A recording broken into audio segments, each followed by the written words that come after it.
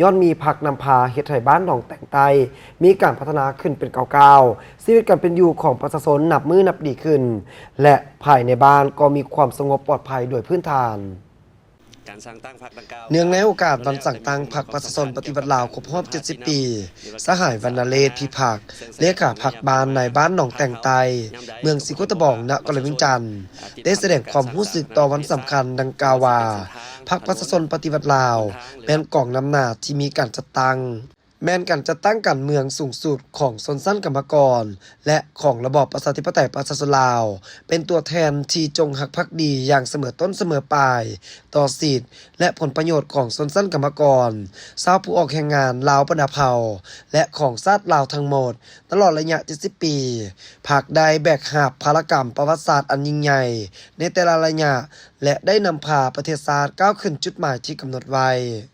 การสร้างตั้งพรรคดังกล่าวก็ล้วนแล้วแต่มีความหมายความสำคัญเกี่ยวกับการนำพาสีน้ำหรือว่าการสร้างสาพัฒนา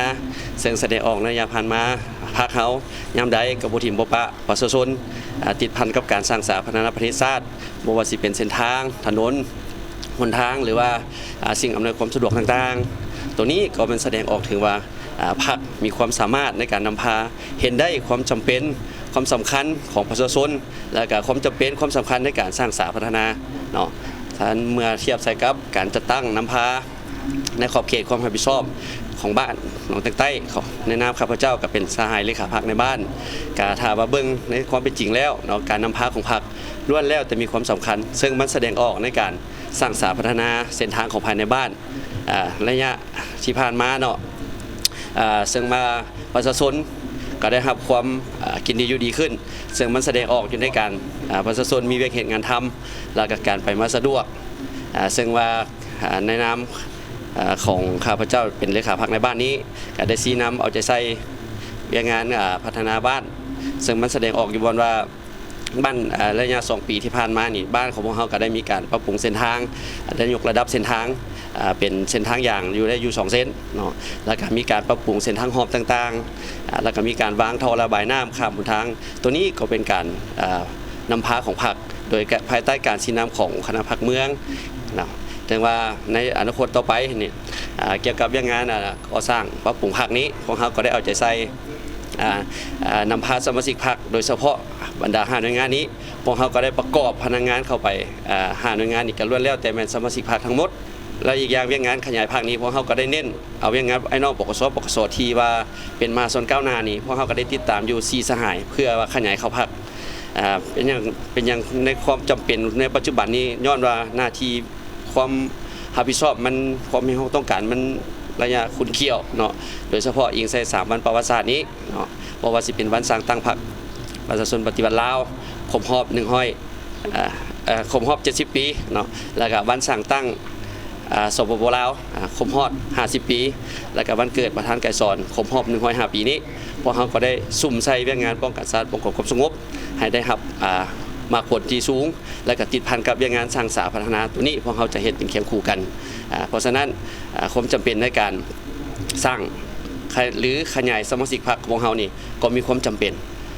เกี่ยวกับการขยายสมาชิกพรรคนี้เนาะพวกเราจะบ่เน้นเฉพาะแต่ว่ากรรมการบ้านเพราะจะเบิ่งลงไปถึงประชาชนผู้ที่มีผลงานดีเด่นในการประกอบส่วนสร้างสาพัฒนาประเทศชาติและก็กรรมการบ้านผู้ใดที่ว่ามีความหาหันเนาะพวกเราก็จะสร้างเข้ามาในการ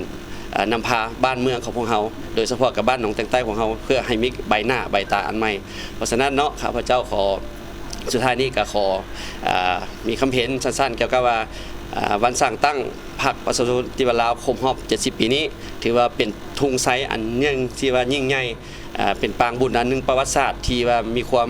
เอกอ้างทางดวงใจของสมาชิกพรรคของเราที่ว่ามีพรรคนำพาประเทศชาติบ้านเมืองจึงมีการพัฒนาและก็มีความสะดวกสบายประชาชนกินดีอยู่ดีคือดังซุมื้อนี้นายบานได้กล่าวเติมอีกว่า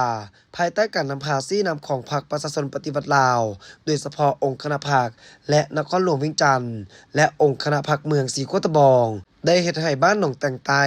มีการพัฒนาขึ้นเป็นก้าวๆแสดงออกพื้นฐานโครงสร้างถนนหนทางภายในบ้าน แม้นได้รับการปรับปรุงก่อสร้างเป็นทั้งปูยางกงจักการจัดตั้งภาคมีความหนักแน่นเข้มแข็งชีวิตการเป็นอยู่ของประชาชนนับมือนับดีขึ้นและภายในบ้านก็มีความสงบปลอดภัยและเพื่อคำนับสมเสยวันสั่งตั้งพรรคประชาชนปฏิวัติลาวครบรอบ70 ปีทางองค์การปกครองบ้านหนองแต่งไตยังได้สั่งกระบวนการออกแรงงานอนามัยรักษาความสะอาดตามถนนหนทางภายในบ้านพร้อมทางได้ปลุกระดมประชาชนที่มีเฮือนอยู่ตามแคมป์ทางประดับประดาธงผักธงซาดเพื่อให้บ้านหนองแต่งไตมีความสะอาดสวยงามและมีสภาพแวดล้อมที่ดี